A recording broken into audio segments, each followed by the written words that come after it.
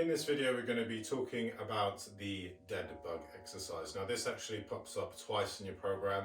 The first time on your day one lower body focus session, where it's used as an actual training exercise, and then again on day two as part of your warm-up. So I want you to approach them slightly differently, and I'm gonna talk about how to approach them, okay? So Deadbug is like the absolute bread and butter of core exercise. People often think it's sit up, it's not. So this is the warm-up variation. From here, what you're gonna do is knees up at 90 degrees. Now, if I'm relatively relaxed here, I can slide my lower hand into the gap in my lower back. Okay, that means my core's not doing anything. The way I switch my core on is that posterior pelvic tilt I've spoken about many times now. So squash, push, tilting my hips, flattening that lower back. You can see how my body changes, you can see my abs working here, and now I can't get my hand in. So that's the cue, all right? Now from here, what we're gonna do, the non-negotiable is that lower back stays flat into the ground the whole time. And I'm gonna extend my left leg and my right arm very similar to the bird dog.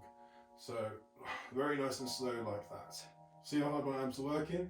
Now for the warm-up variation, just like we've done before, we're gonna go 3 deep breaths, nasal only.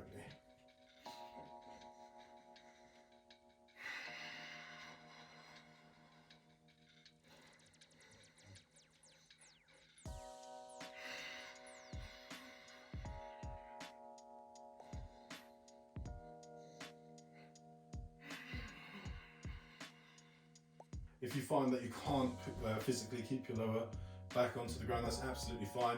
Rather than going full extension with a leg like this, just bring it back. So squash the lower back in and find that point where, so let's say it's there, that's your end range, and then use that as a point to hold the exercise. Right, so that's the warm-up variation. Now we're going to talk about how to do this in the actual exercise, which is in day one of your program, B3, I believe. So exactly the same position again.